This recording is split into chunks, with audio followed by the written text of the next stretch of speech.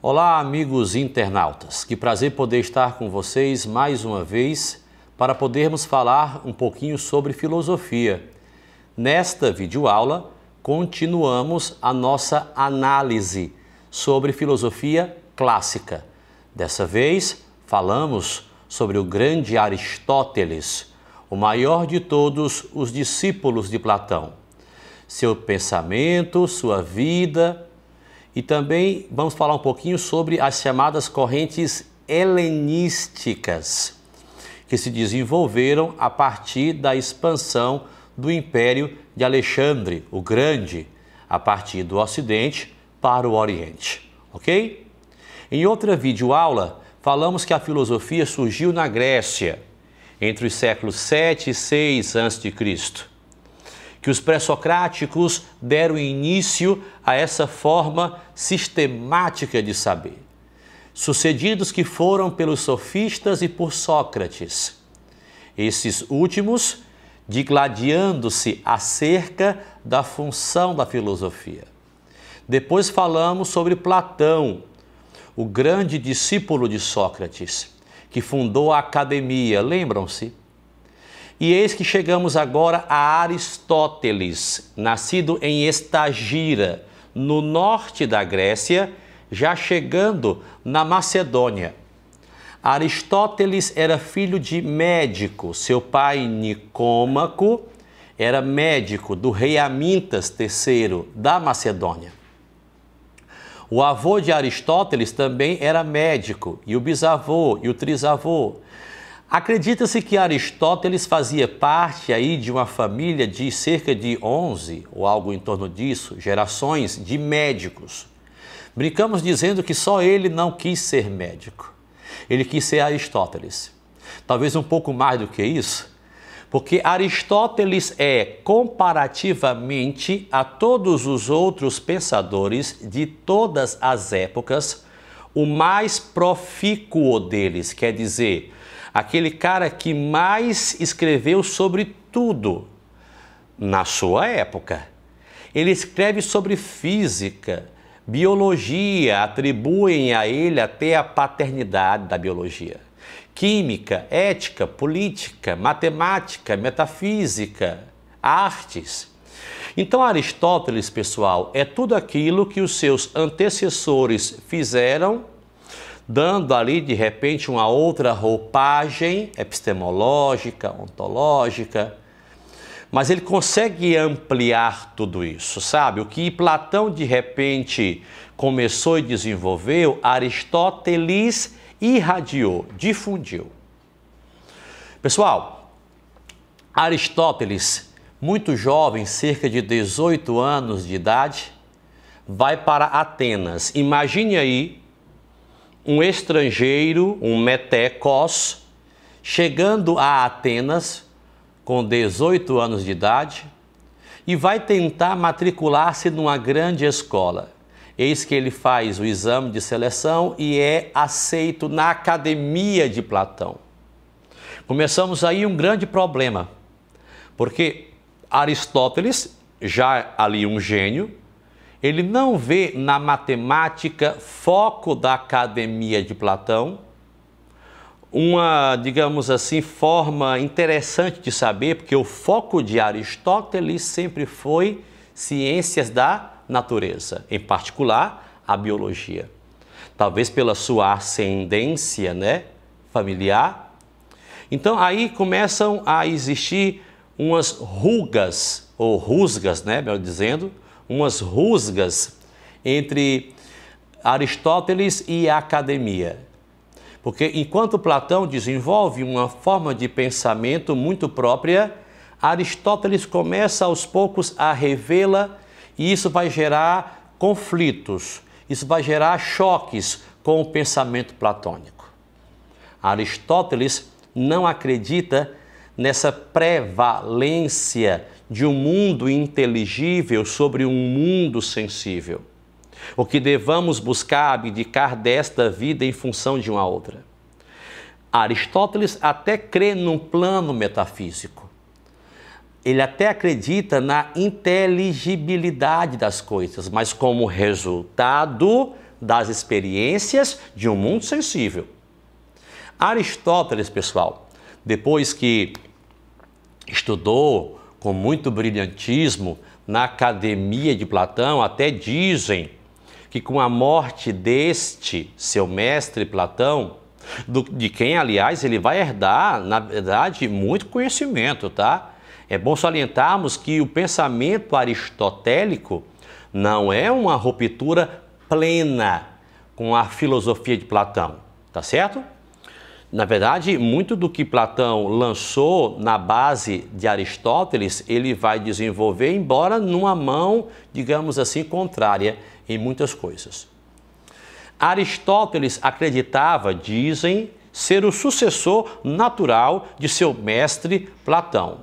Só que não vai dar certo, quem assume o comando da academia é um sobrinho de Platão, e então Aristóteles, parece que frustrado, começa aí uma peregrinação por várias ilhas, entre as quais ele vai chegar a conhecer a sua esposa, Pítias, com quem terá 2 filhos. É bom salientar que Platão não teve descendentes, tá? Platão não teve família que descenda dele, ao passo que Aristóteles sim teve, casou-se com Pítias, teve 2 filhos, um casal de filhos.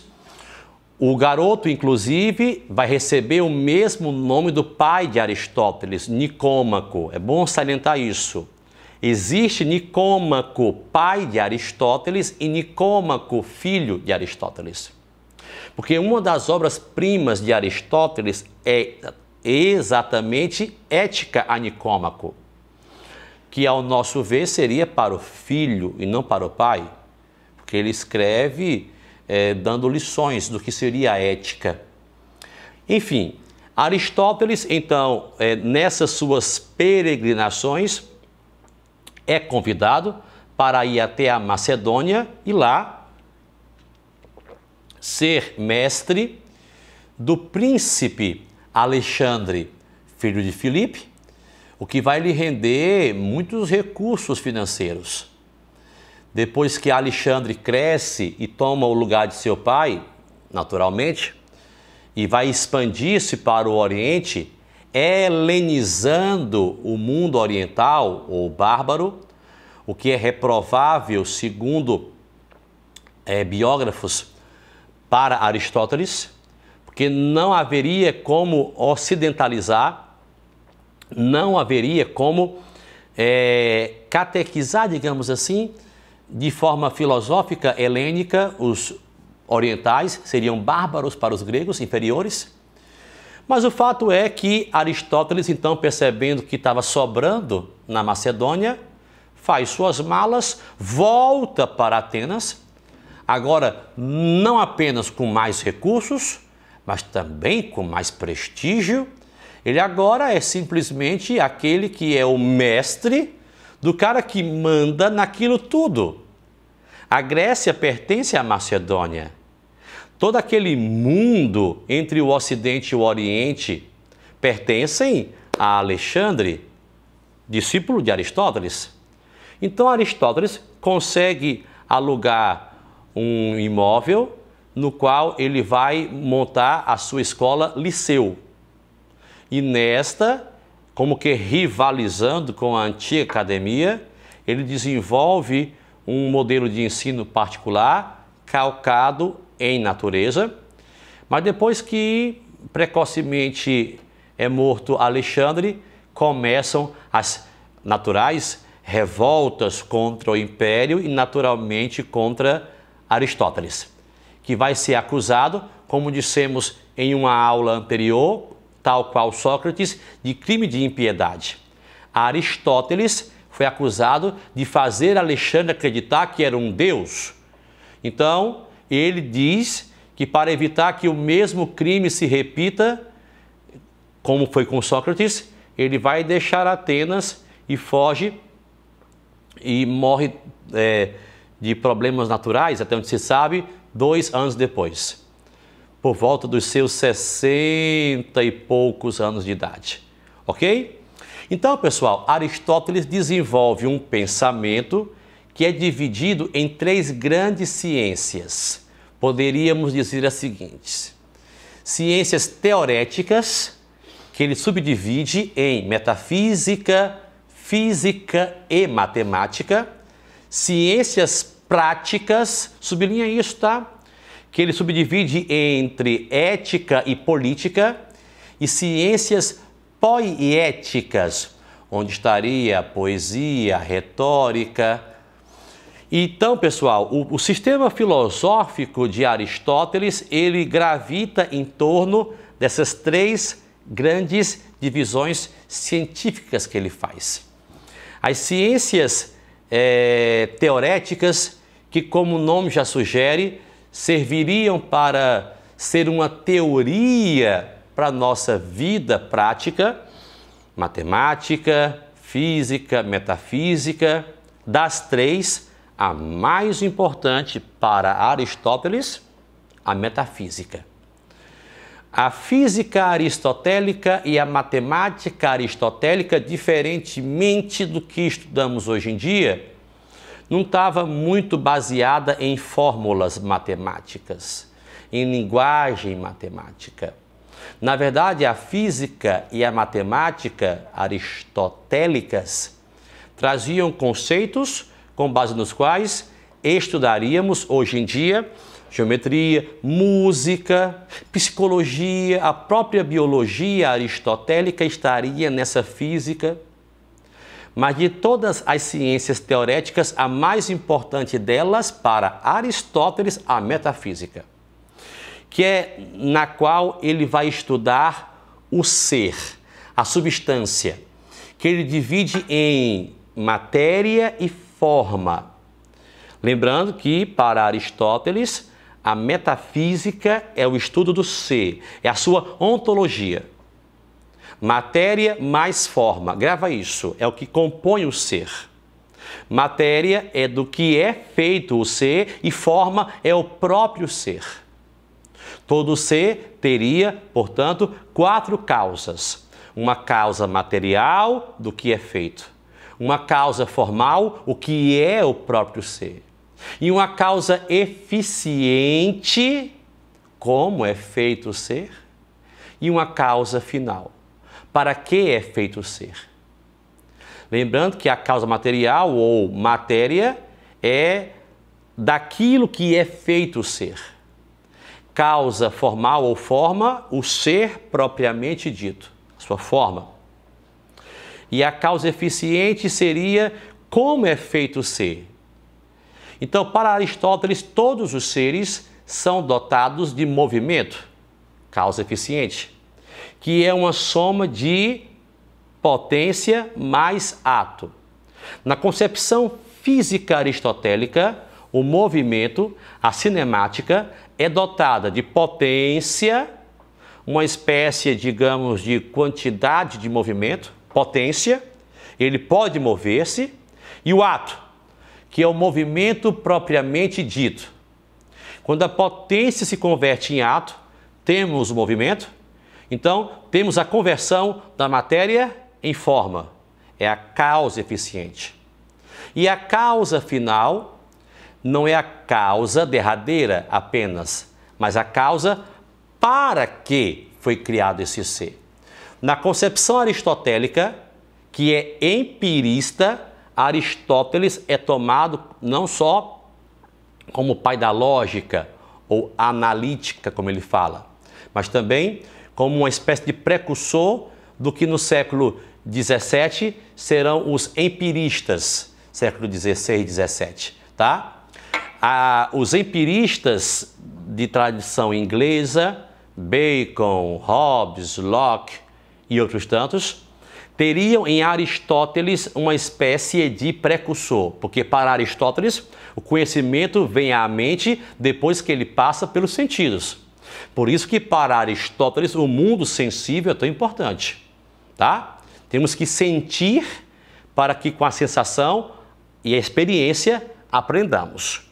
Então, pessoal, essas ciências teoréticas que Aristóteles desenvolve seriam o fundamento para as chamadas ciências práticas, que para Aristóteles são aquelas que têm a ver com o nosso dia a dia, com a nossa vida propriamente dita. Quais são essas? Ética e política.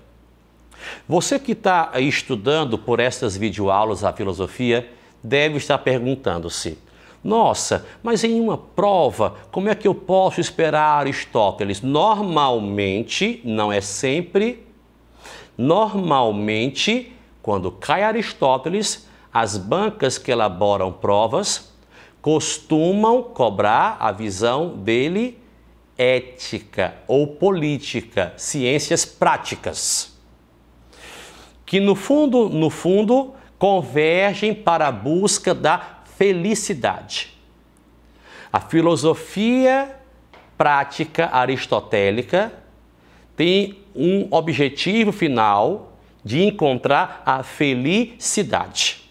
A ética aristotélica e a política aristotélica têm como meta final encontrar a felicidade plena, que ele chama de eudaimonia.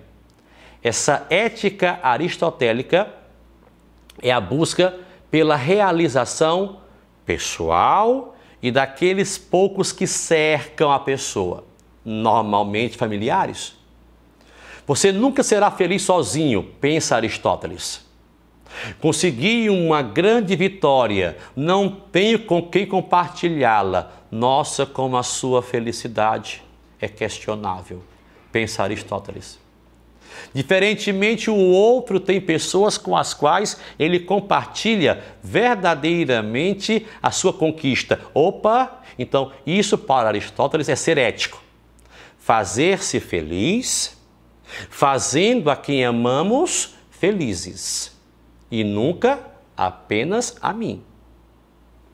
A política aristotélica seria, grosso modo, essa visão ética, só que ampliada para a polis.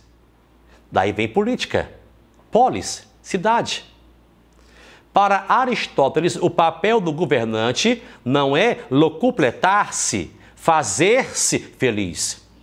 Diferentemente do que muitos políticos, governantes no Brasil e enfim pensam, política, na concepção aristotélica, não é satisfazer os interesses particulares ou de um pequeno grupo que me cerca, mas de toda a polis possível, ou da maior quantidade possível de pessoas felizes. Então, a visão ética de Aristóteles e política também convergem para uma visão final de felicidade.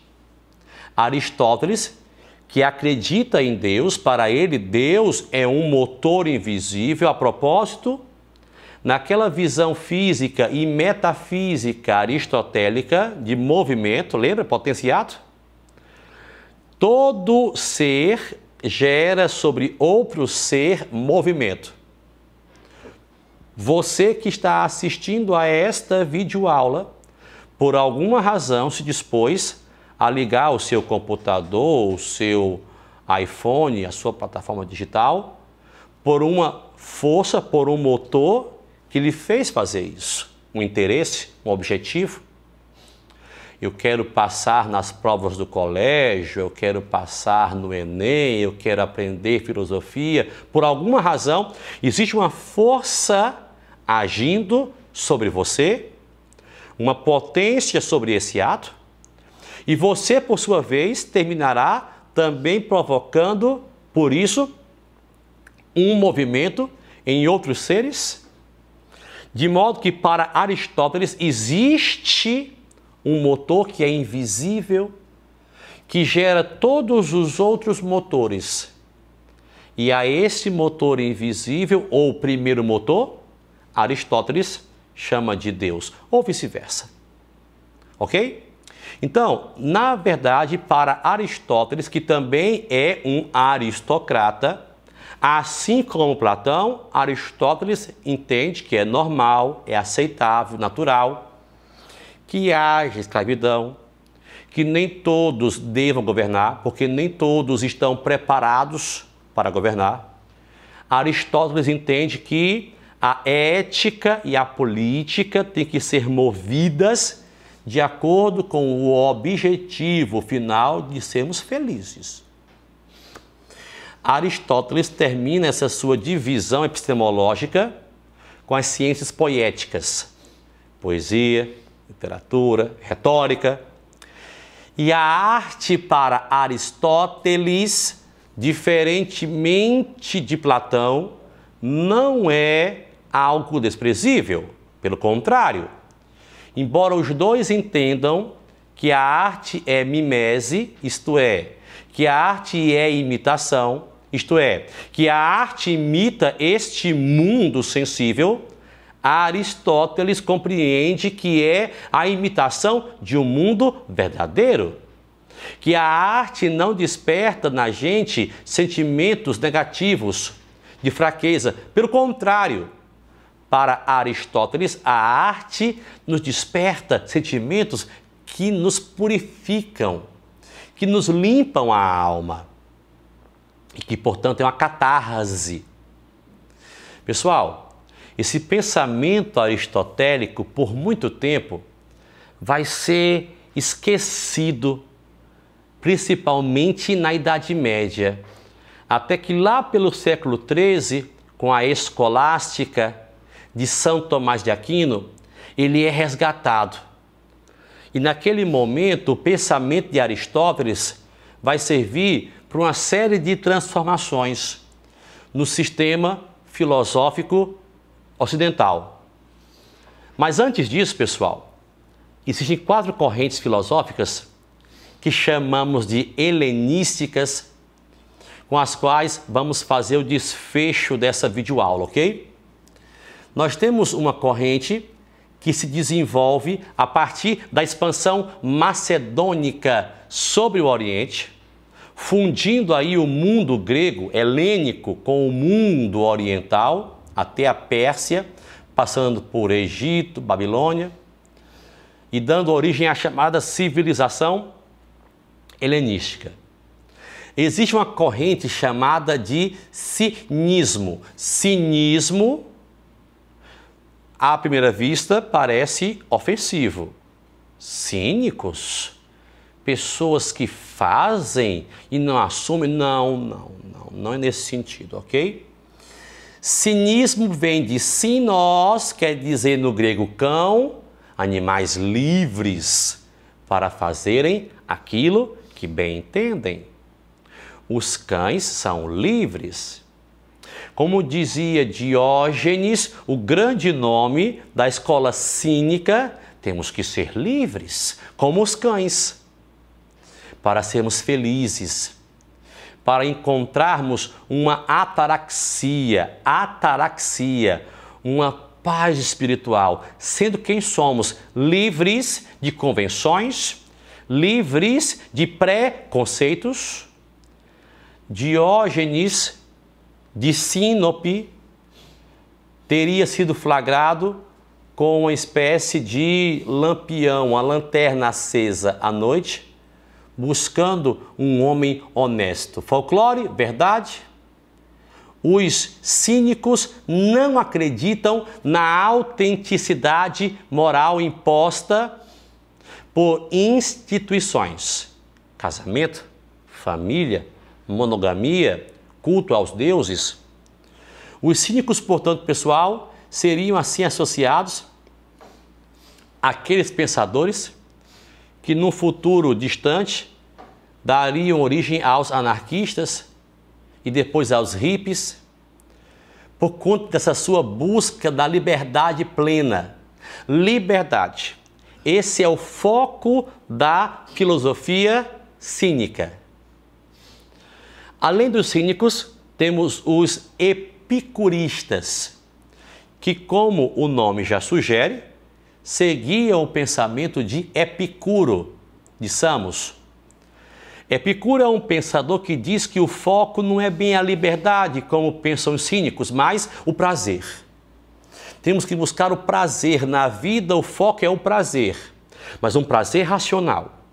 Um prazer que não seja impensado, porque senão incorremos no risco de sermos hedonistas. Embora as duas coisas pareçam muito, porque o hedonismo é a busca pelo prazer, só que sem esses limites impostos pelo pensamento racional. De repente, eu quero satisfazer um desejo, só que eu não penso nas consequências e posso magoar, ferir, trazer prejuízos a quem eu amo ou a terceiros. Isso não é epicurismo. O epicurismo, assim como o cinismo, busca uma ataraxia, uma paz espiritual, mas só que através da busca pelo prazer. Interessante, esse foco com o prazer, o cinismo já não tem, porque veria nisso uma espécie de imposição, uma marca. Por que que eu tenho que buscar prazer? Por que que eu não posso, de repente, buscar ser quem eu sou? Levar uma vida mais, sei lá, ascética, uma vida mais, sei lá, enfim, sem imposições. Então, o cinismo e o epicurismo são duas das grandes correntes helenísticas, assim como também é o estoicismo. Cinismo, epicurismo, estoicismo. Estoicismo vem de estoar, quer dizer portão, pórtico em grego, porque os estoicos ficavam na porta de Atenas, não poderiam entrar e fundar uma escola, porque eram estrangeiros, os estoicos, tá? Então, seu grande nome é Zenão, de Sítio. Zenão acredita que nós não devemos lutar contra o destino. Temos que nos resignar com o destino. Não há nada que possamos fazer que altere o nosso destino. Interessante que com a decadência do Império Macedônico e um pouco mais à frente, a formação do Império Romano, o estoicismo vai ter uma importância basilar, axial, na construção e manutenção desse Império Romano. Filósofos como Sêneca vão ser essenciais para difundir entre os romanos a ideia de que você não deve lutar contra o destino. Aproveite a sua vida enquanto você a tem, mas entenda que ela vai conduzindo um curso natural na história. Ideal para governantes que temem revoltas, conspirações, motins de seus súditos. E pessoal, para fechar as nossas 4 correntes filosóficas helenísticas, nós temos o ceticismo. Céticos são aqueles pensadores que seguem o pensamento de Pirro. Pirro, ou pirronismo, tá? Acredita que nós nunca teremos conhecimento absoluto de nada e que, portanto, temos que nos conformar com a nossa ignorância. Tudo não passa de uma ilusão. Se é de falar besteira, é melhor calar-se. Afasia. Afasia é um princípio alimentado, desenvolvido pelos céticos, de que, diante da dúvida, temos que nos calar. Porque, na verdade, o conhecimento, ele passa por constantes transformações, mudanças, de modo que sempre provamos que estamos errados. Então, pessoal, essas 4 grandes correntes vão como que fazer um desfecho, digamos, temporal, inclusive, nessa chamada etapa da filosofia, chamada de filosofia clássica. Uma filosofia que começa lá atrás com os pré-socráticos e vai se fechar aqui agora com os helenísticos, de base ontológica, dando início Agora, a chamada filosofia medieval, que é tema de uma próxima videoaula nossa, ok? Espero que esse vídeo tenha servido para tirar algumas dúvidas de vocês e teremos mais outras, ok? Forte abraço!